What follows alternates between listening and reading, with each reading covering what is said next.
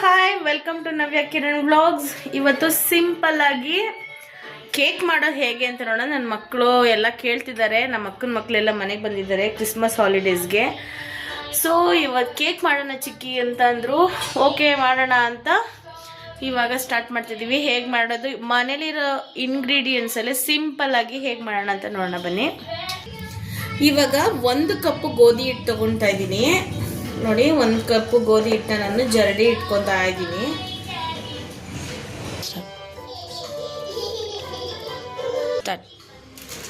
ಇದು baking powder. Cake ಮಾಡಲಿಕ್ಕೆ 1 spoon ಹಾಕೊತಾ ಇದ್ದೀನಿ. 1/2 ಸ್ಪೂನ್ ಅಡುಗೆ ಸೋಡಾ ಹಾಕೊಳ್ಳೋಣ.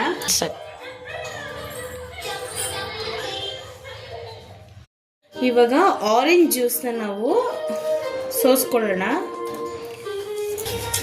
ಈ ಥರ ಸೋಸ್ಕೋಬೇಕು. ಆ್ಯಕ್ಚುಲಿ ಏನಂದರೆ, ನಾನು ಬಟರಲ್ಲಿ ಡ್ರೈ ಫ್ರೂಟ್ಸ್ನ ಫ್ರೈ ಮಾಡ್ಕೊತಾ ಇದ್ದೀನಿ, ಏಕೆಂದರೆ ಅದು ತಿನ್ನಲಿಕ್ಕೆ ಚೆನ್ನಾಗಿರುತ್ತೆ ಅಂತ. ಈಗ ನಾನು 1 ಸ್ಪೂನು ಮನೆ ಬಟರ್ ಹಾಕೊತಾ ಇದ್ದೀನಿ. ಅದು ಮೆಲ್ಟ್ ಆಗಕ್ಕೆ ಬಿಡೋಣ. ಈಗ ನಾನು ಡ್ರೈ ಫ್ರೂಟ್ಸ್ ಹಾಕೊತಾ ಇದ್ದೀನಿ. ಅದು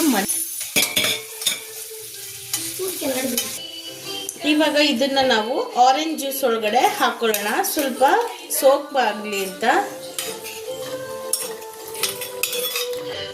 ಈ ಥರ ನೀಟಾಗಿ ಮಿಕ್ಸ್ ಮಾಡ್ಕೊಳ್ಳೋಣ. ಆ್ಯಕ್ಚುಲಿ ನನ್ನ ಹತ್ರ ಕೋಕೋ ಪೌಡರ್ ಇಲ್ಲ, ಅದಕ್ಕೆ ನಾನು ಬ್ರೌನಿ ಬಿಸ್ಕೆಟ್ ತೊಗೊತಾ ಇದ್ದೀನಿ.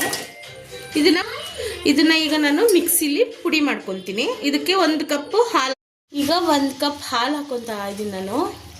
ಹಾಕ್ಕೊಂಡು ಗ್ರೈಂಡ್ ಮಾಡ್ಕೊಳ್ಳೋಣ. ನಾನು 2 ಸ್ಪೂನು ಆರ್ಗ್ಯಾನಿಕ್ ಬೆಲ್ಲ ತಗೊತಾ ಇದ್ದೀನಿ, ಶುಗರ್ ಹಾಕೊಂತ ಇಲ್ಲ.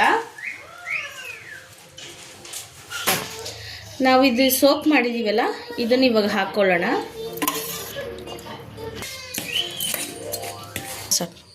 ನೋಡಿ, ಕೋಕೋ ಪೌಡರ್, ನಾನು ಬಿಸ್ಕೆಟು, ಮಿಲ್ಕು ಆ್ಯಂಡ್ ಬೆಲ್ಲ ಹಾಕಿ ನಾನು ಫುಲ್ಲು ಸಾಫ್ಟಾಗಿ ಇದು ಮಾಡ್ಕೊಂಡಿದ್ದೀನಿ. ಇದನ್ನು ಸಿರಪ್ ಹಾಕೊತಾ ಇದ್ದೀನಿ.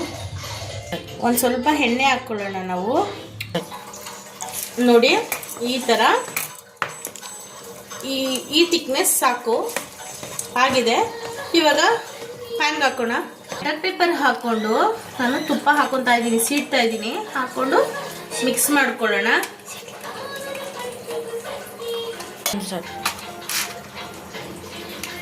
ಹೀಗೆ ಒಂದ್ಸಲಿ ಹಿಂಗೆ ಸೆಟಲ್ ಮಾಡಿ ಅಷ್ಟೇ.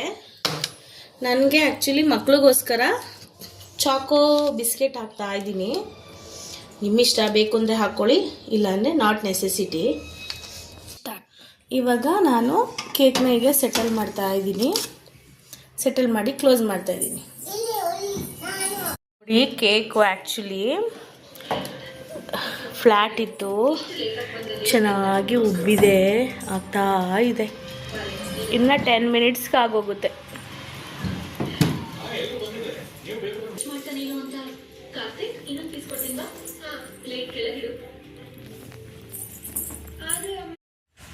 ನೋಡಿ, ನಮ್ಮ ಕೇಕ್ ರೆಡಿಯಾಗಿದೆ. ಹೇಗಿದೆ ಅಂದರೆ ಸೂಪರಾಗಿ ಬಂದಿದೆ. ಬನ್ನಿ ನೋಡೋಣ ಹೇಗಿದೆ ಅಂತ. ಬೇಕು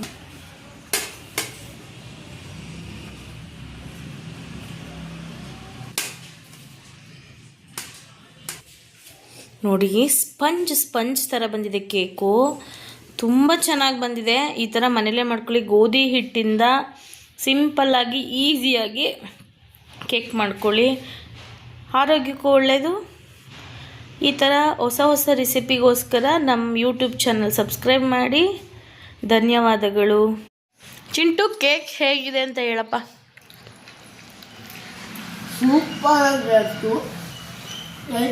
ಸೂಪರ್ ಆಗಿದೆ. Thank you.